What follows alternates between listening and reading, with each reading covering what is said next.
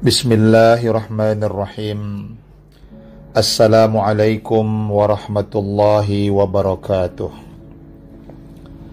Menjaga persaudaraan merupakan cermin bagi orang-orang yang beriman, karena sesungguhnya persahabatan yang dibangun dengan keikhlasan pasti akan melahirkan persaudaraan yang abadi.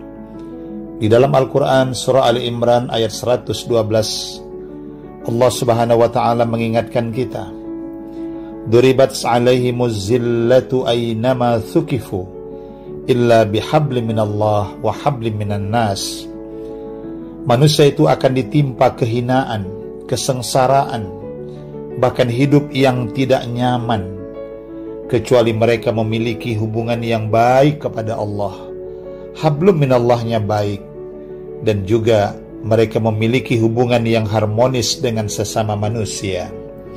Maka diperlukan keseimbangan dalam kehidupan ini antara hablum minallah dan hablum minan nas.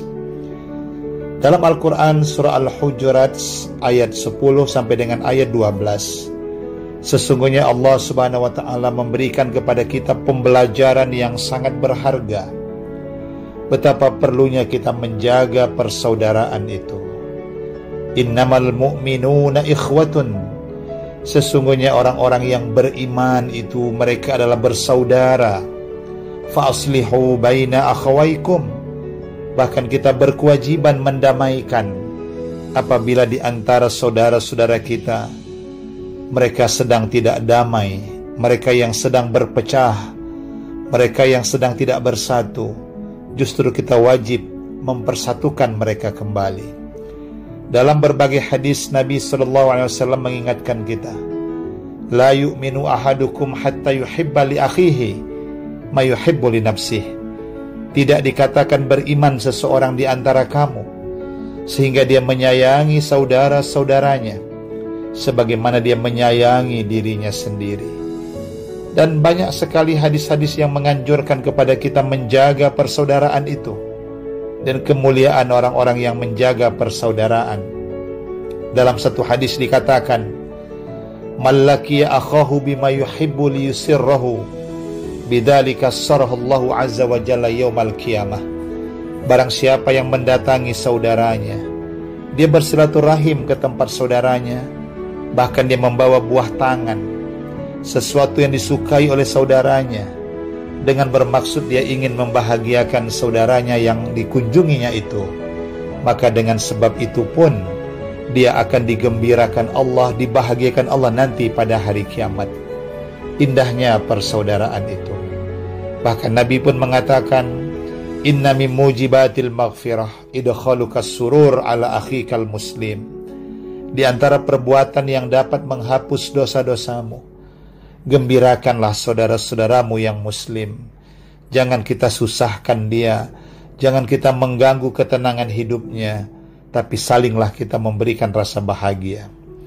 Allah subhanahu wa ta'ala memberikan kepada kita pembelajaran yang sangat berharga dalam menjaga persaudaraan itu, sebagaimana dalam surah Al-Hujurat ayat 10 sampai dengan ayat 12, bahwa suatu kaum janganlah suka mengejek kaum yang lain. Boleh jadi kaum yang diejek itu lebih baik daripada yang mengejek. Begitu juga seorang wanita, jangan suka memperolok-olok mengejek wanita yang lain. Boleh jadi wanita yang diejek itu lebih baik daripada mereka yang mengejek. Kita kadang-kadang terlupa, semut di seberang lautan bisa terlihat, tetapi gajah yang di depan mata tidak terlihat. Kita terlalu sibuk menilai orang lain, tetapi terkadang kita lupa menilai diri kita sendiri. Al-Quran juga mengingatkan kita, Wala talmidu anfusakum, janganlah kamu mencela dirimu sendiri. Ketika kita mengejek orang lain, ketika kita mencaci maki saudara-saudara kita, sebenarnya kita pun sedang mencaci maki diri kita sendiri. Irhamu man fil ardi yarhamkum man fis sama. Tebarkan kasih sayang kepada saudara-saudaramu yang ada di bumi ini, niscaya kamu pun disayang yang ada di langit. Almar'u ma'aman ahabba. Seseorang itu akan dikumpulkan nanti bersama orang-orang yang dia cintai di dunia ini. Sahabat yang dibangun dengan rasa persaudaraan karena Allah, maka mereka pun nanti akan bersama lagi, tidak saja di dunia ini, bahkan dalam kehidupan di akhirat. Dalam menjaga persaudaraan itu, kita juga diingatkan Allah, wala tanabadu bil alqab, janganlah kita memanggil orang dengan gelar-gelar yang tidak baik, yang kita pun tidak suka kalau dipanggil dengan gelar-gelar tersebut. Ijtanibu katsiran minadh-dhanni inna ba'dadh-dhanni ismun, jauhkan berprasangka buruk kepada orang lain, karena boleh jadi sebahagian prasangka itu adalah dosa bagi kita. Apalagi menuduh orang lain tanpa ada bukti-bukti yang menguatkan tuduhan itu. Wala tajassasu, dan jangan suka kita mencari-cari kesalahan orang lain. Kita mendengar-dengar kesalahan orang lain dan suka menyebarkan kesalahan orang lain. Wala yaghtab ba'dukum ba'dha, dan jangan pula seseorang di antara kamu menggunjing saudaranya. Dia menceritakan aib saudaranya.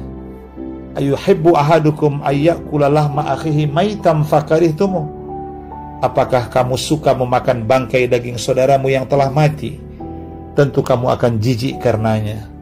Begitulah dosanya orang yang suka menyebarkan suatu berita-berita buruk tentang orang lain, aib dari saudaranya, yang itu pun tidak tentu bisa dibuktikan kebenarannya. Dalam surah Al-Hujurat ayat 6, Allah Subhanahu wa taala mengingatkan kita, hai orang-orang yang beriman, jika datang kepadamu orang fasik membawa suatu berita, periksalah dengan teliti, agar kamu tidak menimpakan suatu musibah kepada kaum lain tanpa mengetahui keadaan yang sebenarnya. Nanti kamu akan menyesal dari perbuatan tersebut. Inilah perlunya kita lebih menjaga diri kita, menjaga lisan kita, daripada hal-hal yang dapat mencelakakan diri kita dan orang lain. Semoga Allah Subhanahu wa taala meridhai persaudaraan kita di dunia, bahkan sampai nanti pada kehidupan di akhirat. Amin ya rabbal alamin. Wassalamualaikum warahmatullahi wabarakatuh.